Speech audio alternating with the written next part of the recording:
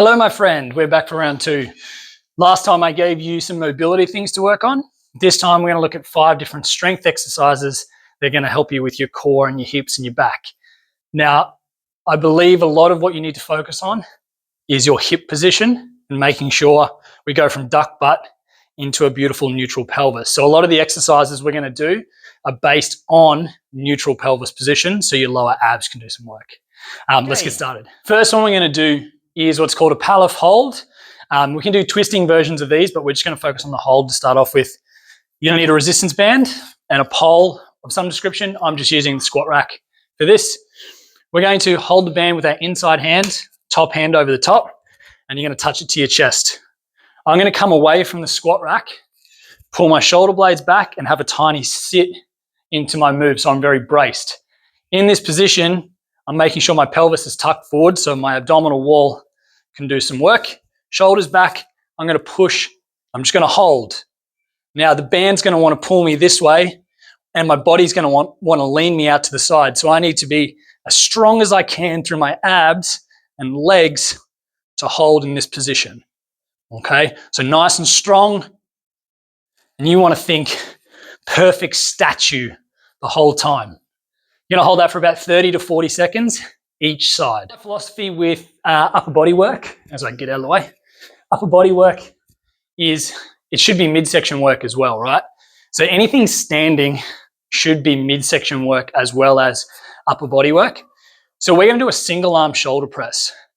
Now, once again, the idea is perfect statue, pelvis is tucked underneath, so I'm nice and strong. And I always do this with my hands. I touch my hip bones and I touch my rib cage to make sure it's a perfect straight line. From here, grab a dumbbell, whatever you're capable of. We're out to the side. Already this is going to want to throw me off. So nice and strong.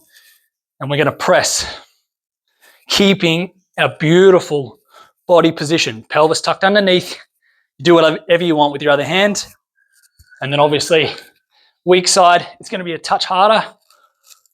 And you're going to have to work to keep that midsection on, because your body is going to want to rock and roll through that move.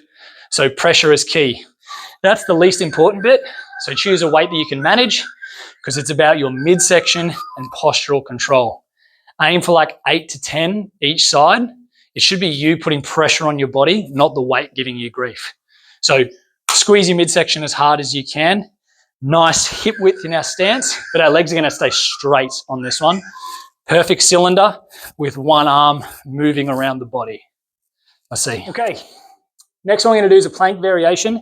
I understand with your wrists, this might be a bit of a gnarly position to be in. Do what you can. This can be done off your forearms as well, so you don't have to do it off your hands, but ideally we want to get your wrist strength a bit stronger as well. Okay, so you're going to jump up in push-up position. Perfect plank. So it should be a straight line from head to tailbone and then tailbone to heels. What I'm going to do is I'm going to touch each shoulder with minimal rocking side to side. Okay. Now, if your hands and wrists don't allow you to do that, go to a plank position and you're going to do forward reaches. Ideally, minimal rocking side to side. Pelvic position is key. If you need to make it easier, go feet wider. And you want to do sets of like 20. So 1, 2, 3, whatever. But once again, you putting pressure on yourself, both posturally and control-based, will make your hips and your core work stronger. A couple of fan favorites to finish with. We're going to do single leg glute bridges. And you're probably thinking, yes, sweet, I can do this, or I do these all the time. That's great, but let's focus on explosive power and the amount of drive you can get through it.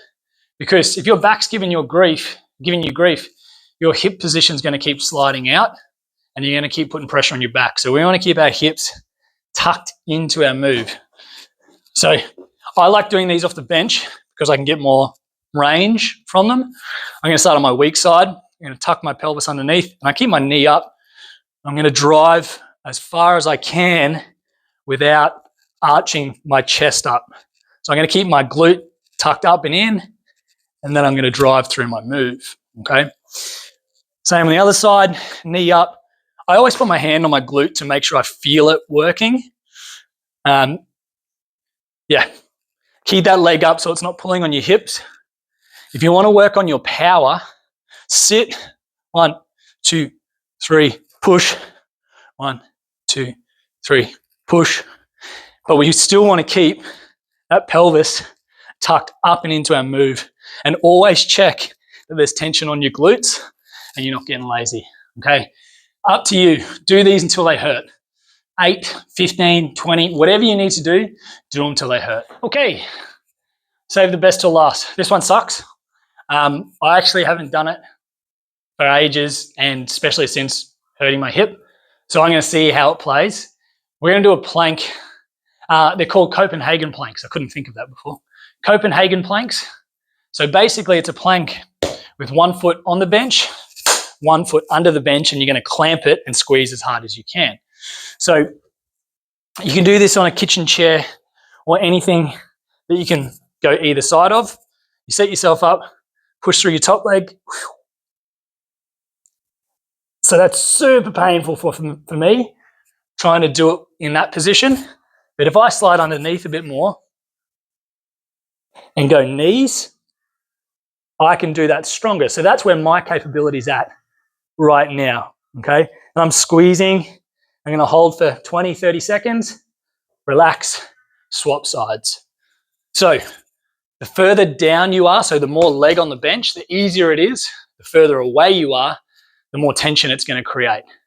Make sure your elbow is straight underneath your shoulder and you're pushing your hips forward, so you should be a beautiful straight line. 20 to 30 second hold if you can. It is a very, very, very stressful move, but it will make you stronger. So get in. If you have any questions about rep ranges, let me know. Yeah, just practice makes perfect. Just add these into your routine. All this stuff can be done at home. You don't have to be in a gym, and it will make you stronger, okay? Because if you don't have good stability, you're not going to be able to have good strength and performance. Good luck, mate.